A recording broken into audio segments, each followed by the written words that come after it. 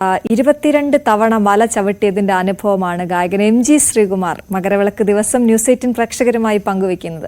Harivarasanam award ജീവിതത്തിൽ ലഭിച്ച ഏറ്റവും വലിയ അംഗീകാരമായി അദ്ദേഹം കാണുന്നു. അവാർഡ് ഏറ്റുവാങ്ങാൻ പോയ ദിവസം കണ്ട അയ്യപ്പ വിഗ്രഹത്തിന്റെ ചൈതന്യം ഇപ്പോഴും മനസ്സിലുണ്ട് എന്നാണ് എം ജി ശ്രീകുമാർ പറയുന്നത്. സ്വാമി ശരണമയ്യപ്പോ. എല്ലാ അയ്യപ്പ ഭക്തന്മാർക്കും നമസ്കാരം. ഇന്ന് മകരവിളക്കാണ്. കോടാനുകോടി അയ്യപ്പന്മാർ ശബരിമലയിൽ താവളം ചെയ്യുന്ന ഒരു ദിവസമാണെന്ന്. അവരെല്ലാം ആകാംക്ഷാപൂർവ്വം കാത്തിരിക്കുന്ന നിമിഷങ്ങളാണ് ഇന്ന് മകരജ്യോതി കാണുക എന്നുള്ള പുണ്യ ചടങ്ങ്. എൻ്റെ ഓർമ്മകളിൽ ഞാൻ ആദ്യമായിട്ട് എൻ്റെ music company M G sounds and frames ആദ്യമായിട്ട് ചെയ്യുന്നത് തൃപ്പടി എന്ന് പറഞ്ഞ ഒരു ആൽബമാണ്. ബിച്ചുവേട്ടനാണ് എഴുതിയത്. അന്ന് ഞാൻ അപരനാമത്തിൽ എസ് കുമാർ എന്നുള്ള പേരിലായിരുന്നു ഞാൻ സംഗീത സംവിധാനം ചെയ്തുകൊണ്ടിരുന്നത്. ഒരുപാട് പാട്ടുകൾ ഞാൻ അയ്യപ്പസ്വാമിക്ക് വേണ്ടി പാടിയിട്ടുണ്ട്. ഏകദേശം ഈ സീസൺ വരുമ്പോഴത്തേക്ക് മിക്കവാറും ഞാൻ പോലും പാടി മറന്ന പാട്ടുകളൊക്കെ കേൾക്കുമ്പോൾ ഒരു വല്ലാത്ത അനുഭൂതിയാണ്. അയ്യപ്പൻ എന്ന് പറയുന്ന ഒരു യൂണിവേഴ്സൽ പവറാണ്.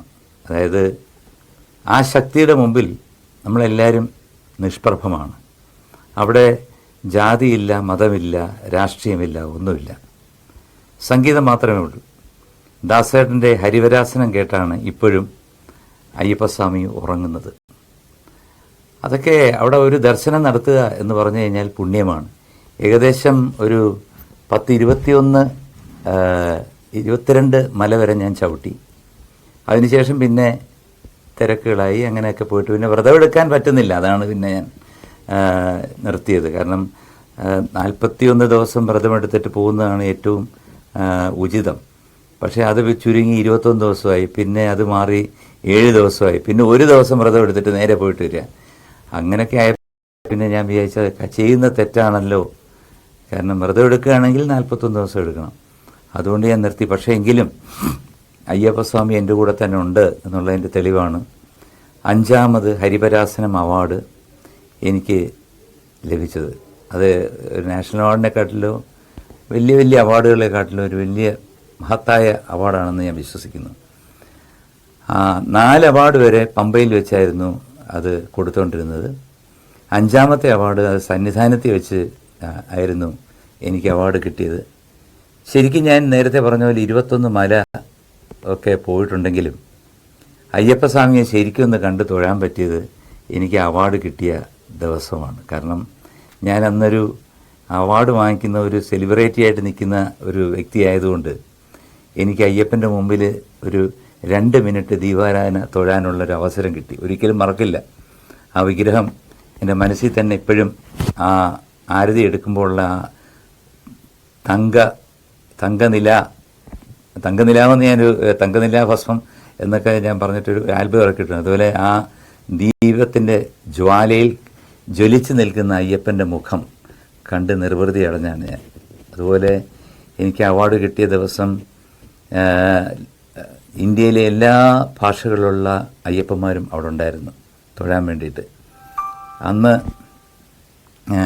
ഞാൻ തെലുങ്കിലുള്ളൊരു പാട്ട്, കന്നഡയിലുള്ളൊരു പാട്ട്, പിന്നെ മലയാളത്തിലുള്ള, അങ്ങനെ 3 ഭാഷകളിലുള്ള പാട്ട് ഞാൻ പാടി. ഒരുപാട് പേര് സന്നിഹിതരായിരുന്നു. അതൊരിക്കലും എൻ്റെ മനസ്സിൽ നിന്ന് മായത്തില്ല. ആ അവാർഡാണ് എനിക്ക് ഏറ്റവും വലിയ അവാർഡായിട്ട് ഞാൻ കണക്കാക്കുന്നത്.